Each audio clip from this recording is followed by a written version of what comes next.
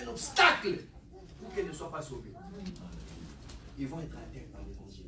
Amen, amen. Amen. Sans plus tarder, Église, je vous prie de bien vouloir m'aider à accueillir l'homme de Dieu, le pasteur André Bunga. Nous acclamons très fort pour le Seigneur.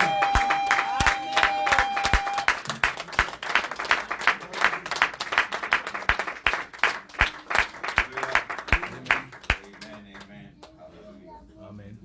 Bonjour tout le monde, ça va? Bonjour. Alléluia, vous allez bien? Amen. Amen. Amen. Est-ce que vous pouvez me dire, m'aider à dire que Jésus est grand? Jésus est grand. Vous pouvez m'aider à dire que merci pour la croix. Merci pour la croix. Et merci pour le sang. Et merci pour le Alléluia. sang. Applaudissons et asseyez-vous. Père éternel, nous te glorifions, nous te bénissons. Merci Seigneur mon Dieu pour ce grand privilège, Père éternel, de partager ta parole avec ton peuple. Seigneur, laisse que ma bouche devienne ta bouche et que mes oreilles deviennent tes oreilles et que surtout ma pensée devienne ta pensée. Père éternel, je prie que toute personne sous le son de ma voix ne soit troublée ou désorientée de la vérité de ta parole. Père éternel, je chasse et détruis tout esprit de confusion ou de distraction ou de mensonge dans le nom de Jésus. Et je déclare, Père éternel, que nous serons plus que bénis dans le nom de Jésus. Amen. Amen. Amen. Amen. Alors, encore une fois, je voudrais dire merci à tout le monde. Merci, premièrement, au pasteur qui m'a vu. Je crois que la première fois qu'on s'est vu, c'est seulement à la conférence. Hein? Ouais, ouais. Donc là, on avait une conférence en Afrique. J'ai un de mes frères qui était ici, le pasteur Diko. C'est un frère de chair, un frère d'esprit, un frère de tout. Et ce garçon, c'est une personne que j'aime beaucoup. Et lui aussi m'aime beaucoup. Et même s'il n'est pas là, il m'aime. Donc, ce qui fait qu'on s'est rencontrés. Et le pasteur, Bax, quand il m'a vu, je crois qu'il a apprécié le message. Alléluia. Je crois que c'est pour ça que je suis ici. Donc, quand il est rentré en Afrique, j'ai fait beaucoup de choses. Parce que moi, lorsqu'un de mes frères t'apprécie, je n'ai pas besoin de savoir qui est ta famille, d'où tu viens, qui est ton papa. Amen. Pour moi, tu deviens une personne très chère. C'est pour ça que tout ce que j'ai fait en Afrique, je ne l'ai pas fait parce que je voulais l'impressionner que nous en Afrique on vit bien. Je voulais le faire simplement pour lui montrer que nous sommes des frères. Amen. Alléluia. Aujourd'hui, les chrétiens n'ont plus ça. Les chrétiens, dès qu'un frère tombe, nous sommes les premiers à détruire nos frères d'âme. Et ce n'est pas ça. Quand quelqu'un est dans la douleur, il faut que tu sois avec lui. Il faut que tu fasses tout de façon à ce qu'il ne réfléchisse pas. Amen. Quand je voyais, quand je le regardais, je venais, je lui posais la question, est-ce que tu vas bien? Qu'est-ce que tu veux que je fasse pour toi? J'ai pris une voiture, j'ai loué une voiture exprès, rien que pour ça. Cette voiture était à sa disposition. Ah, ton argent est parti comme ça. Non! Parce que c'est mon frère. Amen. Et je sais qu'avec l'amour de Christ en nous, si quelque chose devait m'arriver, il ferait exactement la même chose. Amen. Alléluia. Il faut apprendre à semer dans la vie. Amen. Que tout le monde dit semer. Amen. Alléluia. Donc je glorifie le Seigneur, je glorifie le Seigneur pour le staff. Alléluia. Applaudissons l'Éternel pour le staff. Amen. Je vous dis, depuis que je suis né, alléluia, la nourriture qu'on m'apporte vers 23 heures. Mais je n'ai jamais vu ça. Amen. On m'apporte des plats où moi-même je regarde, je dis, hé, mon frère, si je mange ça, je crois plus que je vais prêcher. Donc, en tout cas, je vous remercie beaucoup. Mon cœur est à l'aise, ma femme est à l'aise, ma famille, tout le monde vous bénit pour ce que vous êtes en train de faire pour nous. Amen. Alléluia. C'est pour ça que nous donnons le meilleur de nous-mêmes. Alors, ce que nous allons faire ce matin, le Seigneur m'a donné une mission pour ce matin. Ce que je vais faire, comme le pasteur vous l'a dit tout à l'heure, nous allons faire un petit résumé de tout ce que nous avons appris parce qu'il y a des gens qui n'étaient pas là. Et puis nous allons mettre la parole de Dieu en pratique. Amen. Beaucoup de gens, quand on leur dit, il faut mettre la parole de Dieu en pratique. Maintenant, tu ne peux rien dire hein, parce que c'est à l'église. Mais quand tu dis, comment je vais faire pour mettre la parole de Dieu en pratique? On te dit, marche selon l'esprit. Tu es là, comment je vais faire pour marcher dans l'esprit? Comment on marche dans l'esprit? Où est l'esprit? Alléluia. Ce matin, je vais vite vous montrer ça afin que vous puissiez vivre comme des véritables conquérants. Amen. Il n'y a personne dans cette salle qui est appelé à souffrir. Amen. Il n'y a personne dans cette salle qui est appelé à vivre en dessous de la réalité de Dieu. Amen. Nous sommes tous appelés à vivre dans le surnaturel. Amen. Le surnaturel ne doit pas être un événement. Le surnaturel doit être ton style de vie. Amen. Alléluia. Amen. Nous ne cherchons pas les miracles. La Bible dit, voici les miracles. En français, vous dites, voici les miracles qui accompagneront ceux qui ont cru. Si vous lisez la version anglaise dit, voici les miracles qui suivront ceux qui ont cru. C'est-à-dire que les miracles te suivent. Ce n'est pas à toi de chercher les miracles. Ce n'est pas. Il y a un moment dans sa vie où on doit arrêter de courir après les miracles. Amen. On doit se poser la question, pourquoi est-ce que Dieu m'a appelé? La Bible nous dit dans Ésaïe qu'il nous a appelés à être des signes et des prodiges. Amen. Des présages comme des aussi. Alléluia. Mon français, vous savez, je réfléchis beaucoup en anglais. Donc, sign and miracles. Alors, nous avons commencé le jeudi en parlant des prémices, comme moi je l'appelle, les prémices de la souffrance. La genèse de la souffrance. C'est-à-dire quoi? Tout a commencé dans le jardin. Tout a commencé par la deuxième pensée.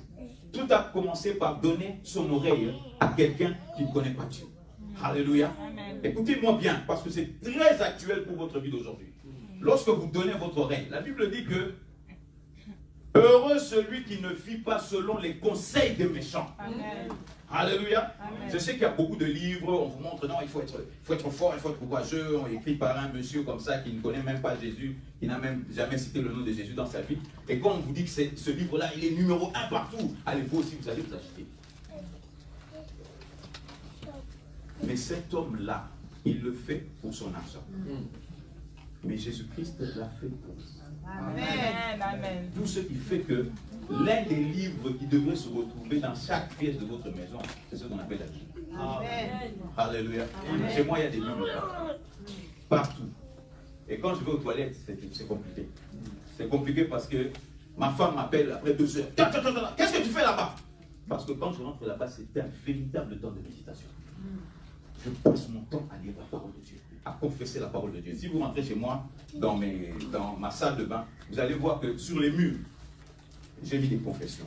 Bon, et puis, quand moi j'utilise le mot confession, que tout le monde dise confession. Confession. Que tout le monde répète encore confession. Confession. Bon, quand moi je dis confession, les gens, surtout les religieux, croient que quand on dit confession, c'est comme on dit dans mon pays. Hein. Dans mon pays, on dit Kotubelamasu. C'est comment en français? En français, on dit quoi? Demander pardon pour ses péchés. Hein? Donc, on connecte la confession au pardon des péchés. La confession, il y a 3 différentes confessions dans la Bible et on en parlera une prochaine fois et je suis sûr qu'encore pour votre pasteur vous en parlera. Mais moi, quand je parle de confession, je parle de homologio. Homologio. Logio, c'est la parole. Et homo, c'est dire la même chose que la parole dit. C'est ça la confession. Moi, je ne passe pas mon temps à chasser le péché parce que comme on a démontré, le péché est une chose passée. Ce n'est plus notre problème. Amen. Aujourd'hui, notre problème, c'est ce qu'on appelle le combat de la foi. C'est de croire en ce que le livre a dit. Malgré les oppositions de la vie, nous croyons en ce que Jésus-Christ a fait sur la croix. Et le péché, la Bible dit que nous avons vécu le péché, la chair et la mort. Alléluia. Nous n'avons pas encore vécu la mort physique, mais la mort spirituelle a déjà été faite. Ce qui fait que lorsqu'un chrétien meurt, ce n'est qu'un passage dans le royaume. Ce n'est pas une histoire où on doit s'affoler comme si on avait perdu quelqu'un. Les gens aiment bien dire souvent encore, je suis avec toi dans la fête de ta maman. Ma maman n'est pas reçue. Je sais exactement là où elle est. La Bible déclare que pour toute personne qui a reçu Jésus-Christ, quand il quitte son corps, le prochain visage, c'est Jésus-Christ. Amen. Alléluia. Donc nous savons où sont tous nos frères en Christ. Nous n'avons pas, vraiment, on ne va plus le revoir. On va le revoir. Amen. La Bible dit que nous allons, si Jésus-Christ ne revient pas, ou bien si on doit attendre jusqu'à notre départ, c'est sûr qu'on va les revoir. Amen. Alléluia. C'est pour ça, si tu n'es pas né de nouveau aujourd'hui, je t'implore, accepte Jésus-Christ. Alléluia. Amen. Accepte Jésus-Christ. Ce n'est pas la chrétienté que nous, on avait connue qu'on a commencé à prier. Quand on a commencé à prier, papa, on vivait dans la peur.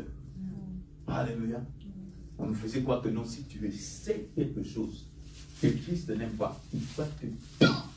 Moi, je me rappelle un frère qui disait, si tu blagues avec Dieu, Dieu va te faire un accident pour que tu réalises que tes pieds sont bien portés. Dans la crainte. Alléluia. Mais tout le monde dit que Dieu m'aime. Dieu Tout m'aime. le monde dit Jésus m'aime. Alléluia. La Bible dit qu'il a tant aimé le monde qu'il aime au fond. Amen. Donc nous avons déclaré que tout a commencé dans le jardin. Et voici que maintenant, lorsque Jésus-Christ est venu, il n'est pas venu pour que nous devenions religieux. Jésus-Christ est venu pour que nous reprenions notre identité de Dieu sur la terre. Amen. Écoutez bien. Il est venu afin que tu reprennes ce que la Bible appelle la vie Zoé. La vie Zoé ou la vie éternelle, c'est la vie de Dieu. C'est la vie qui fait de Dieu Dieu. Et Jésus-Christ est venu pour vous donner cette vie-là. C'est-à-dire que si tu n'as pas encore commencé à vivre cette vie éternelle, tu te manques dans ta chrétienté. La vie éternelle veut dire que tu as la réussite de Dieu dans tous les niveaux de ta vie. Alléluia. D'où nous avons montré aussi que Jésus-Christ était ce qu'on appelle le sacrifice ultime sur la croix. Je vous ai fait l'exposition de la loi du sacrifice du péché et Jésus-Christ. Jésus-Christ, comme disait notre pasteur, la croix s'est passée pour apaiser le cœur de Dieu et non pas pour celui de Satan. Donc Satan, dans cette histoire, comme dirait encore mon apôtre, c'est un petit joueur. Moi, c'est très rare que je passe mon temps à parler du diable dans la Bible. Très rare. Parce qu'il n'est pas dit, la Bible dit que la seule chose que le diable doit connaître de toi, vous savez c'est quoi? Vous savez c'est quoi? La Bible dit que le diable est sous nos pieds. La seule chose qu'il doit connaître de toi, mon apôtre, c'est la pointure de tes chaussures. C'est tout. C'est tout. Mais le problème avec les chrétiens, c'est que nous parlons trop. Et comme tu parles trop, maintenant, il a ses agents autour de toi qui écoutent ta vie. C'est pour ça que tu vois le diable venir te déranger le soir, venir te déranger pendant que tu travailles, t'empêcher d'avoir du travail. Dieu te dit, va à cet endroit, je vais te donner du travail. Toi, qu'est-ce que tu fais? Allez, tu vas parler à ta soeur là qui ne connaît pas Dieu. Tu vas lui dire, tu sais quoi, hein? Dans cette compagnie là, on n'engage pas les noirs. Moi, je vais aller là-bas, hein? On va m'engager. Dieu m'a dit ça. Et ta soeur va là-bas, elle dit, n'engagez pas cette personne. Cette personne fait ça, ça, ça, ça. Et quand tu arrives là, on te refuse, tu commences à pleurer. Mais comment Dieu avait parlé? Écoutez bien. Je sais qu'on nous a enseigné ça. Moi-même, j'étais victime de cette chose. On nous a dit que Joseph est allé dans le puits par la volonté de Dieu. Mais pourquoi est-ce que Dieu va utiliser les méthodes du diable pour glorifier son enfant? Écoutez bien. La raison pour laquelle ce monsieur est allé dans le puits, c'est simplement parce que Dieu lui avait révélé quelque chose sur sa propre personnalité qu'il ne lui a jamais dit d'aller partager ça avec ses frères. Et voici que Joseph maintenant va devant tous ses frères. Vous savez qu'est-ce que j'ai rêvé? J'ai vu le soleil et la lune et toutes les étoiles se mettre à genoux. Non, ça c'était le deuxième rêve. Déjà le premier il dit non, on était dans le champ, j'ai vu ceux que moi j'ai coupé, ceux que vous avez coupé, se sont mis à genoux devant moi. Les frères, écoutez, il y avait déjà une animosité dans cette famille. Tous les frères déjà détestaient ce garçon. Parce que ce garçon était né de la femme que leur papa aimait.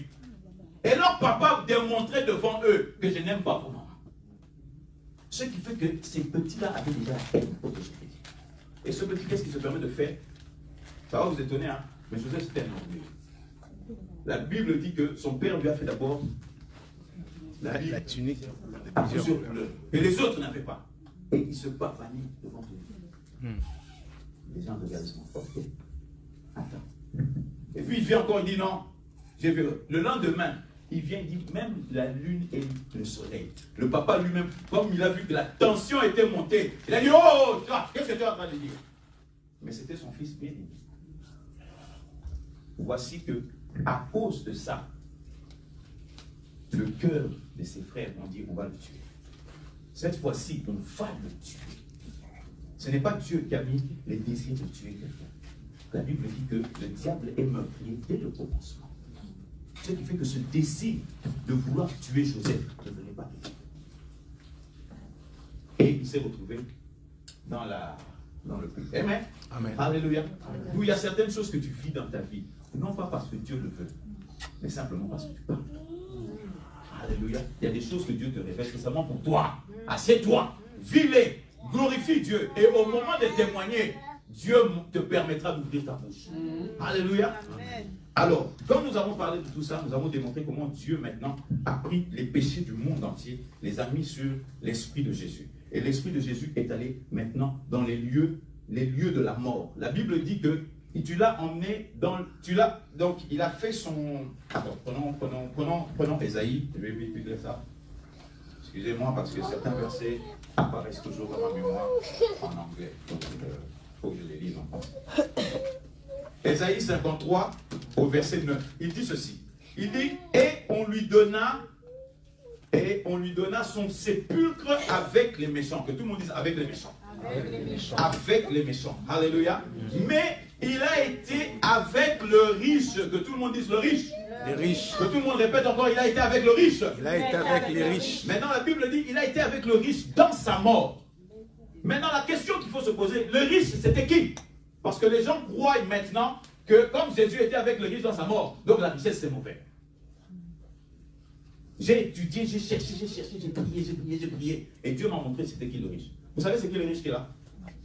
Alléluia. Amen. Si vous lisez dans l'histoire de Luc 16, l'histoire de Lazare et les riches.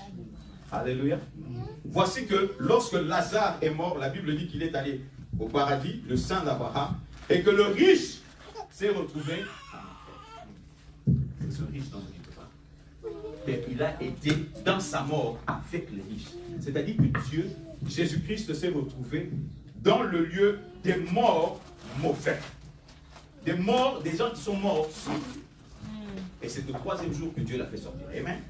Maintenant, l'une des choses que je voudrais vous apprendre aujourd'hui, et pour ceux qui ne sont pas, notre pasteur est tellement bon qu'il nous a mis ça dans Facebook.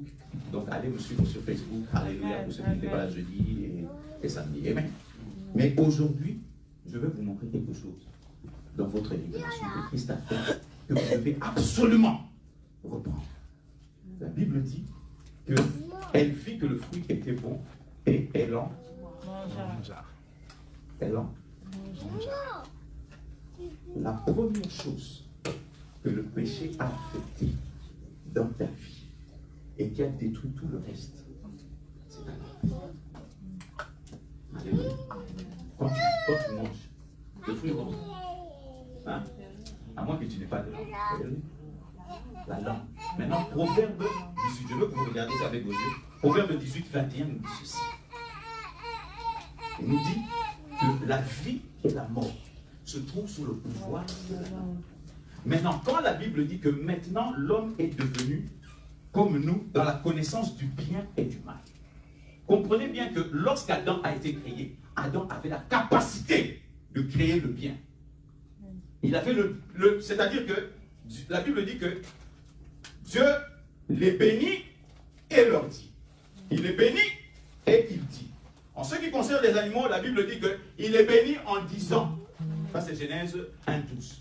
Il dit qu'il est béni en disant. C'est-à-dire que les paroles qui sortaient de la bouche de Dieu bénissaient maintenant les animaux. Mais en ce qui concerne l'homme, la Bible dit il le bénit. Et il lui dit. C'est-à-dire que Dieu a pris la capacité de bénédiction qui était en lui. Il l'a mis sur l'homme. Et maintenant il lui dit, maintenant avec la bénédiction qui est sur toi, tu es capable premièrement d'être productif. C'est ça, ici, je sais que lui second vous a appris, soyez féconds. Et nous tous on est là, soyez féconds, ça veut dire, ayons des bébés. Non, soyez féconds, si vous regardez le mot, c'est sois productif. C'est-à-dire qu'un enfant de Dieu, un chrétien ne peut pas ne pas être productif. Tu dois être productif, non seulement pour l'église, mais tu dois être productif pour la nation. Amen. Alléluia. Les meilleurs employés de la terre devraient être des enfants de Dieu.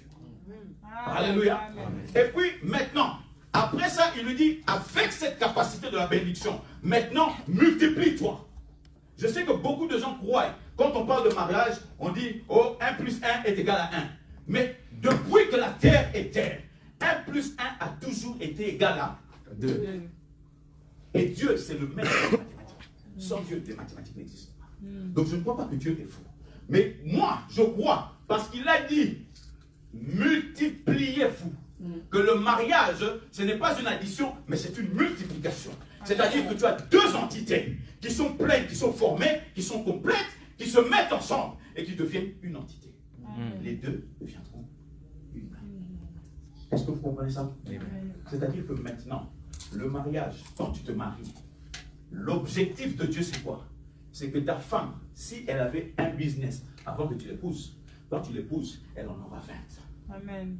Ton mari, s'il n'avait qu'un seul moyen de locomotion, quand tu t'es marié, quand il va t'épouser, il en aura 20. Amen. Vous allez vous multiplier. Vous venez, vous mettez les forces ensemble. Ce n'est plus, moi je suis ta charge, toi tu es ma charge. Il n'y a plus de charge. Jésus-Christ a dit que tous ceux qui sont fatigués et chargés viennent à moi. Nous n'acceptons plus les charges. Que tout le monde dise, je n'accepte plus les charges. Les maris disent, je n'accepte plus les charges. Je n'accepte plus les charges. Et les femmes disent, Dieu me prend en charge. Dieu me prend en charge. Alléluia. Amen. Je vais te dire que si tu laisses Dieu te prendre en charge, tu vivras une vie que même ton mari n'a jamais rêvé. Alléluia. Et tu seras une véritable bénédiction pour l'un et pour l'autre. Alléluia. Maintenant, ce que je suis en train de vous dire, c'est quoi? C'est que quand elle a pris le fruit lui a donné la connaissance du bien et du mal. Mais si vous regardez bien, d'autres Bibles, la Bible hébraïque traduit le mal là comme la calamité. C'est-à-dire qu'il lui a donné la capacité de créer la calamité dans sa propre vie. Alléluia. Donc quand il a mangé le fruit, l'homme maintenant qui avait la bénédiction de Dieu sur lui et qui ne connaissait que la bénédiction, c'est-à-dire que chaque fois qu'il parlait, il bénissait, il bénissait, il bénissait. Vous allez me dire, mais comment est-ce que Adam mangeait? Si tu veux savoir comment Adam mangeait, c'est exactement comme Jésus faisait. Lorsque Jésus-Christ se retrouvait dans la précarité, ça peut se dire en français, qu'il n'avait rien. C'est-à-dire que voici qu'il y a 25 000 personnes qui doivent tous manger. La Bible dit, les disciples viennent, ils disent, Jésus leur dit, donnez-leur à manger. Les disciples réfléchissent, alléluia, en tant que bon diacre, ils se mettent autour. Bon, combien il y a dans la caisse? Oh papa, en tout cas dans la caisse, on ne peut pas nous dire ces gens-là. Ils rentrent chez le maître en monsieur très intelligent, logique, qui connaît toutes les choses, qui a étudié les mathématiques. Il dit, papa, même si on travaillait pendant 1 an, on ne pouvait pas briller toute cette fois. Alléluia. Mais voici que Jésus dit, ça c'est version pastorale. Quand vous étudiez la Bible, vous allez comprendre. Il leur dit simplement ceci.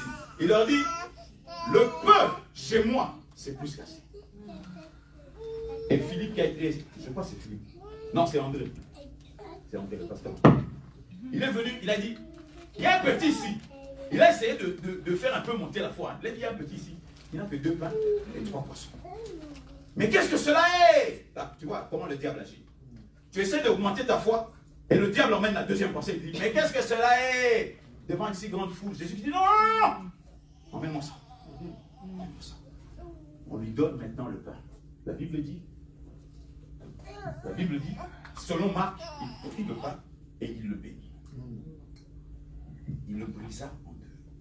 Qu'est-ce que briser en deux veut dire? Briser en deux ne veut rien dire d'autre que il a enlevé les limites de ce pain. Le pain n'était plus limité.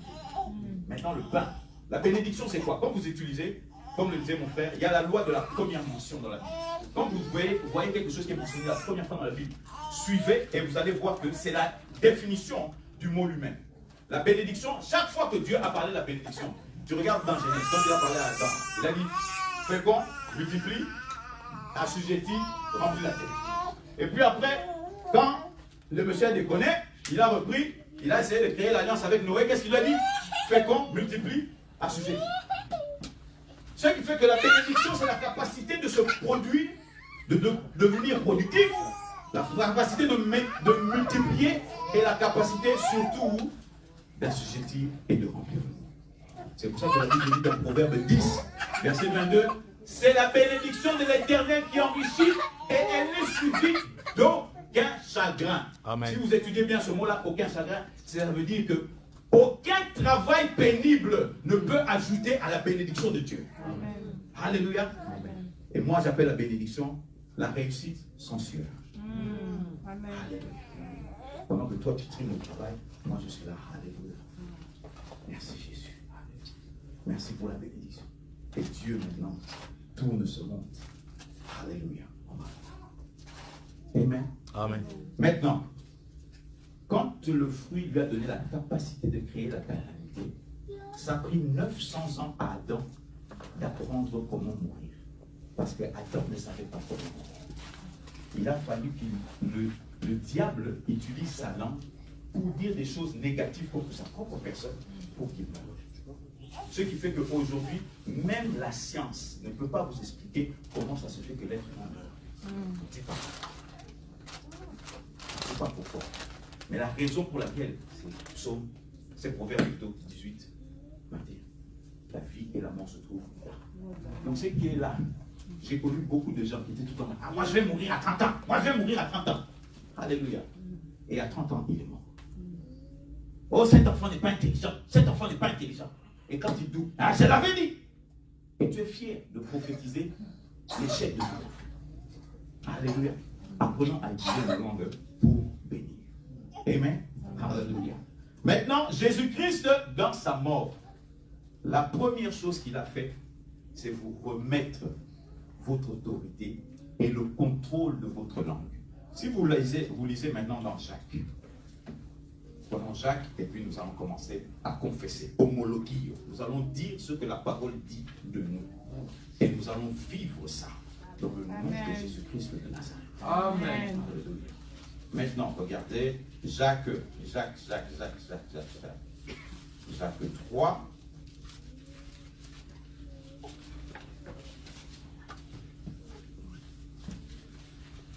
Lord, thank you, Jesus.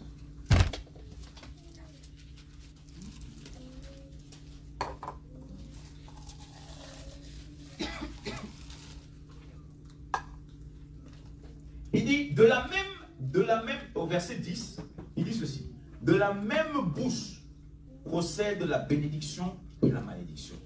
Mes frères, que tout le monde dise mes frères. Mes frères. Que tout le monde dise encore mes frères. Mes frères. Que tout le monde dise mes sœurs. Mes sœurs. Alléluia. Amen. La Bible, ce n'est pas un livre sexiste.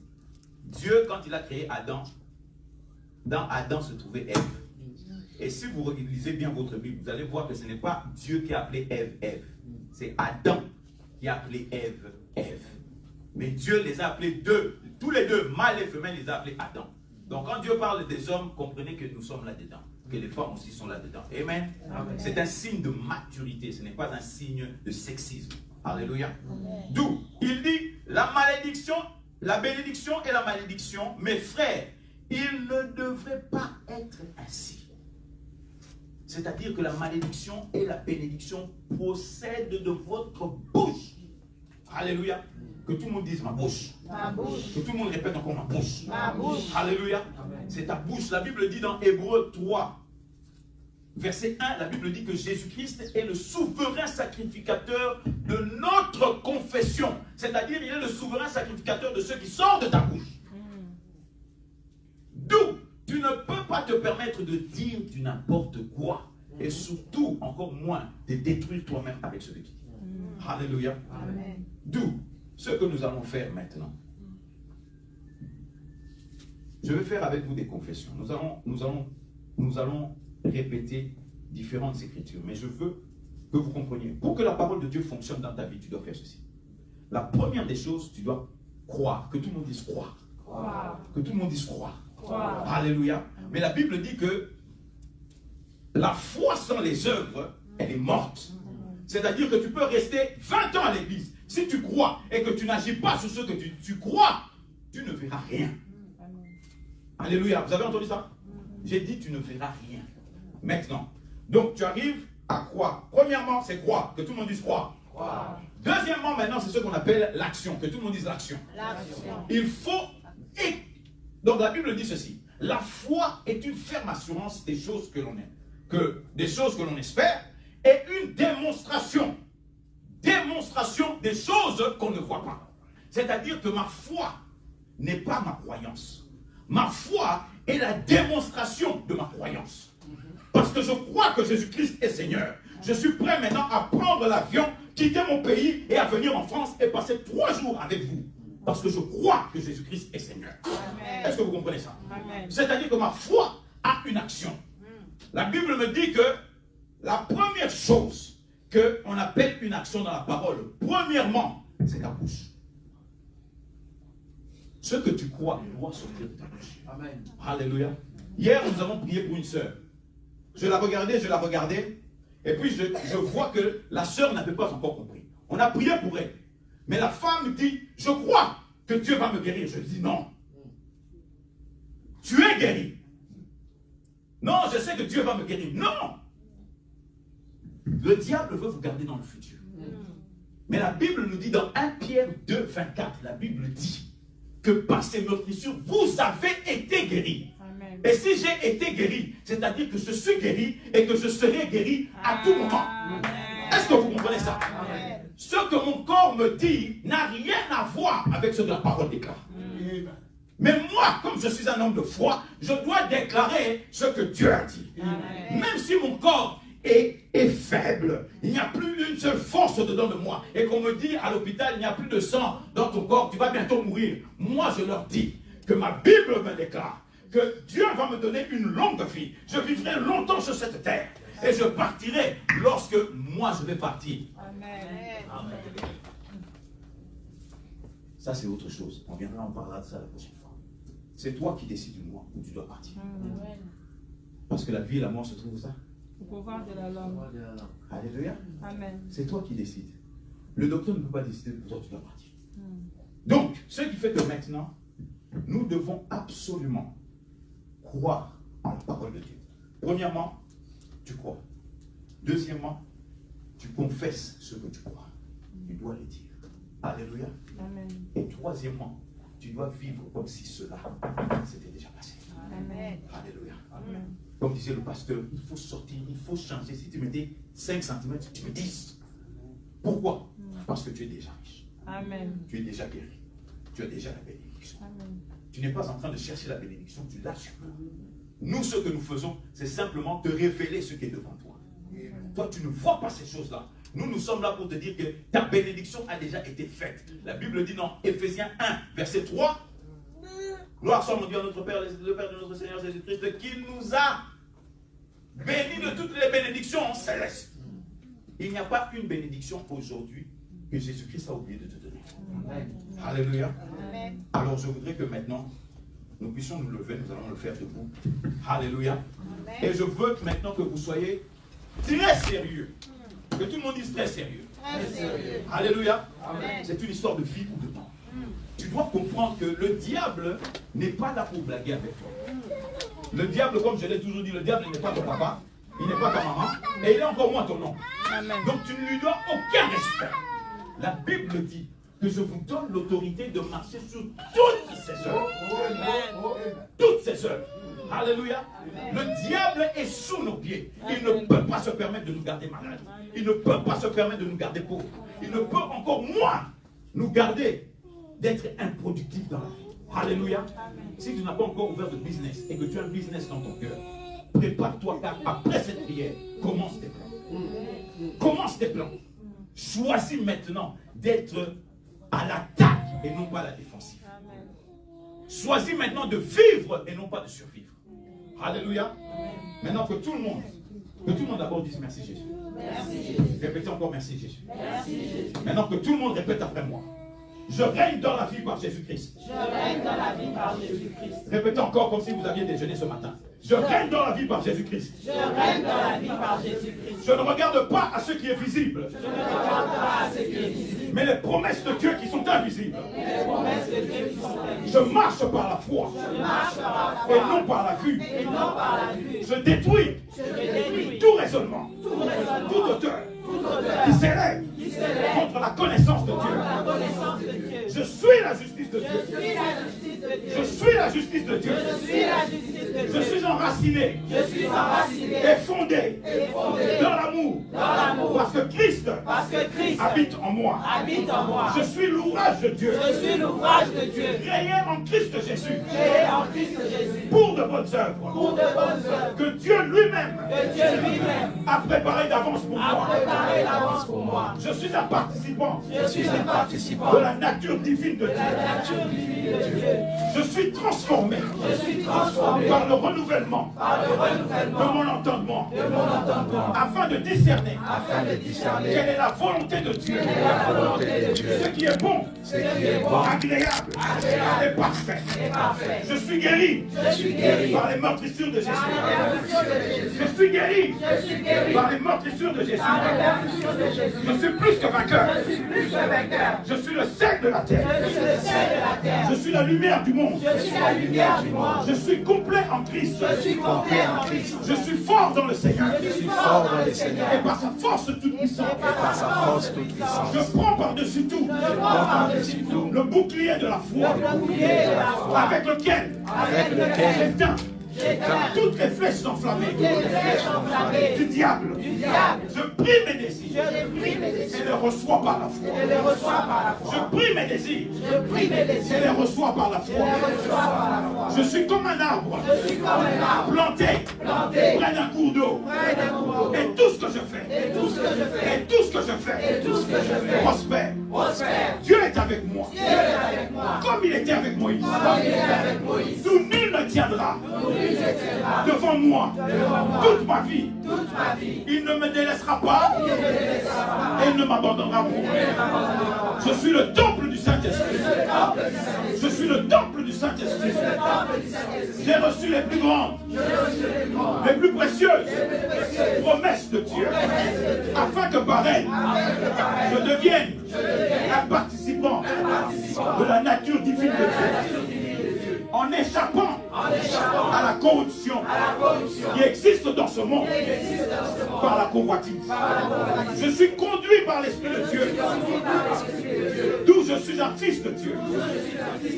Je reçois tous mes besoins pourvus selon sa richesse dans la gloire en Jésus-Christ. Je me décharge de tous mes soucis, car Jésus prend soin de moi. Je me décharge de tous mes soucis, car Jésus prend soin de moi. Je suis béni de toutes les bénédictions spirituelles en Jésus-Christ. Je suis l'héritier de Dieu. Je suis l'héritier de Dieu et le co-héritier de Christ.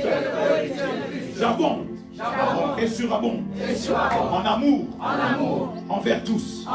J'abonde et surabonde en amour envers tous.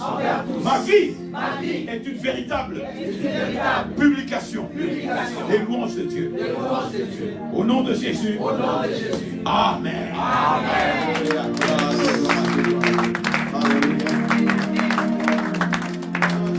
Acclamons le Seigneur, acclamons Jésus. Acclamons Jésus, je veux inviter la chorale.